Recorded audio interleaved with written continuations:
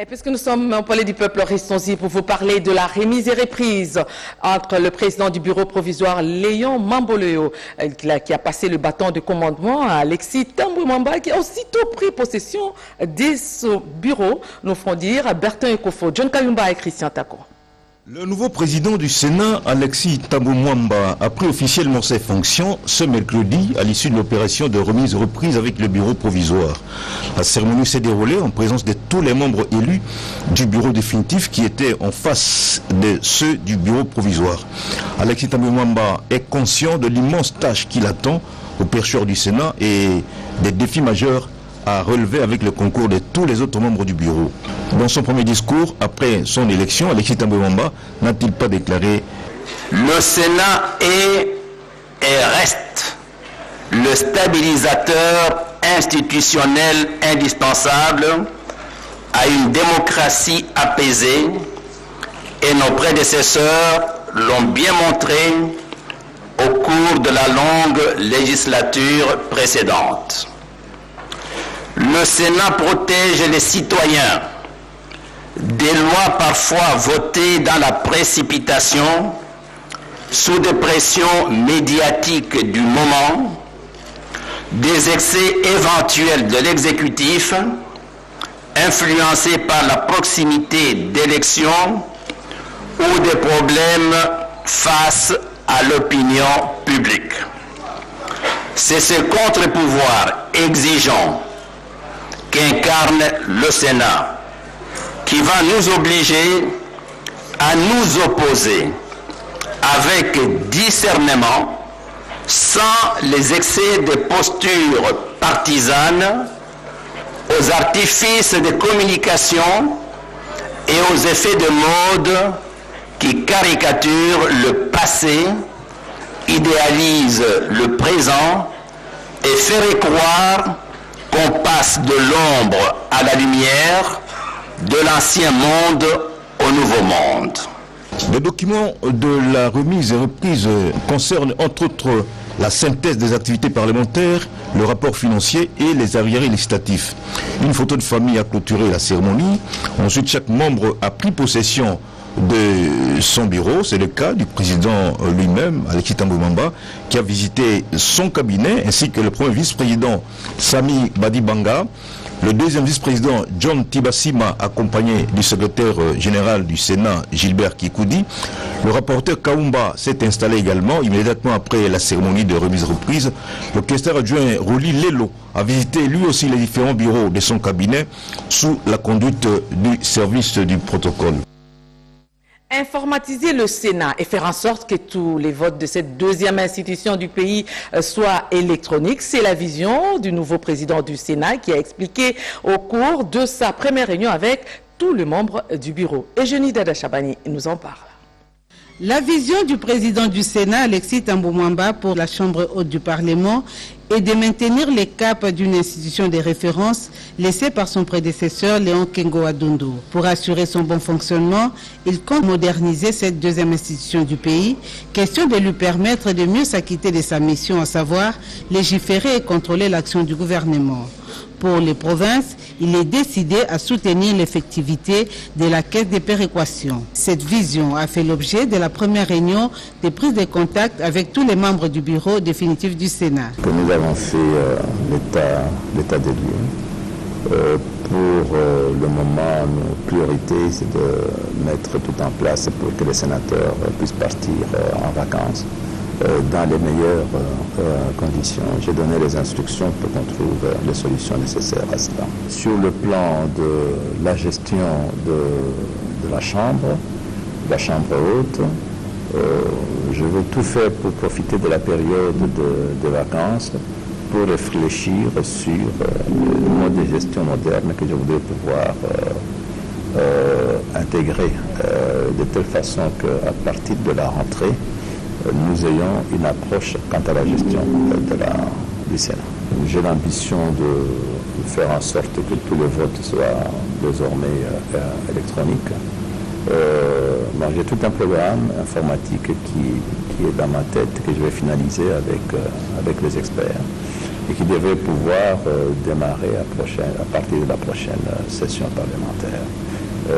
Si on n'a pas fini pour la prochaine session parlementaire, en tout cas pour la session de mars, nous l'aurons déjà réalisé. Il a saisi cette opportunité pour visiter toutes les installations de cette chambre haute du Parlement, question de s'imprégner des réalités du fonctionnement de cette institution. L'on ne cesse de déplorer des arrestations à répétition de pêcheurs congolais sur le lac Édouard au niveau des eaux territoriales ougandaises. En tout cas, l'implication du gouvernement congolais s'avère nécessaire. D'ailleurs, à ce sujet, retenez que le ministre intérimaire de la pêche et l'élevage, Daniel Paluku Kisaka, hier un appel au respect strict des accords signés en octobre 2018. Mireille Ndeke, reportage. Plus de 140 pêcheurs de Kavinongé détenus par la marine ougandaise. Et pourtant, une centaine venaient d'être déjà condamnés à de peines allant de 3 mois à 3 ans par la justice ougandaise. Accusés d'avoir pratiqué la pêche illicite dans les zones ougandaises sur le lac Édouard, le pêcheur de Kavinongé plaide pour une démarcation de la frontière sur le lac conformément à l'accord bilatéral sur la gestion durable des ressources halieutiques et d'aquaculture dans les passants de lac Albert et Édouard, accord signé en octobre 2018 à Kampala par la partie congolaise représentée par le ministre de la Pêche et l'Élevage, Daniel Paluku Kisaka Yere, et la partie ougandaise par son vice-ministre Christopher Kiwanzanza. Les ministres AI de la Pêche et l'Élevage en appellent au respect des accords signés. Le gouvernement a déployé toute une équipe pour y travailler. Nous avons été à Kampala par 2 fois, échangé avec les autorités ougandaises. Et ce n'est pas seulement nos pêcheurs qui sont arrêtés en Ouganda, il y a même des Ougandais qui ont été arrêtés dans les mêmes circonstances par nos forces marines qui sont arrêtés de prison de notre pays. Alors, les prisonniers qui sont arrêtés chez nous, nous allons examiner leurs dossiers.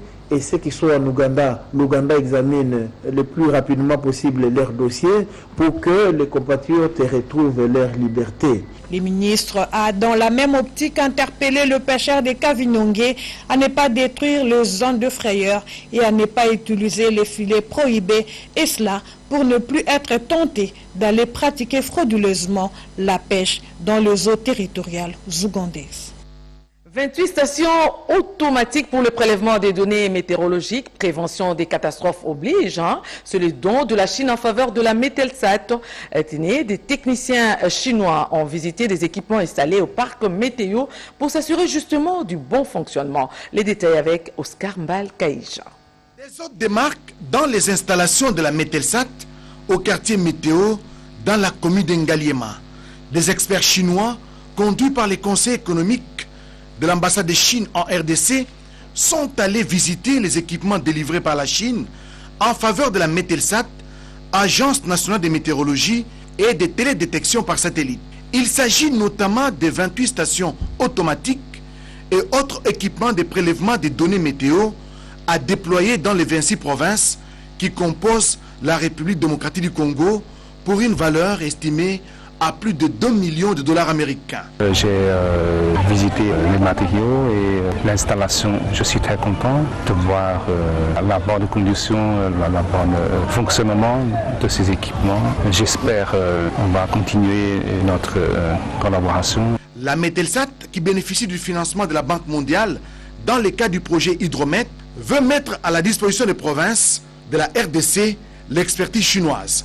Avec le directeur général de la Metelsat, Jean-Pierre Mpundu, la délégation chinoise s'est enquis du bon fonctionnement de cet établissement public appelé à jouer un rôle capital à travers des systèmes d'alerte dans la prévention des risques et catastrophes naturelles dues au phénomène climatique. La station automatique qu'on a implantée à Mbinza ici fonctionne très bien et tout prochainement nous allons nous déployer avec les techniciens chinois pour installer les autres stations à travers les pays. Ces stations sont là, pour ceux qui ne savent pas, pour servir de la mise en œuvre d'un système d'alerte précoce notamment sur les inondations urbaines. Une visite guidée dans les parcs météo où a été installée la première station automatique avec faisceau hertzien connecté à l'aéroport international d'Ndjili via les satellites a sanctionné le passage du Conseil économique de l'ambassade de Chine en RDC dans les installations de la Metelsat.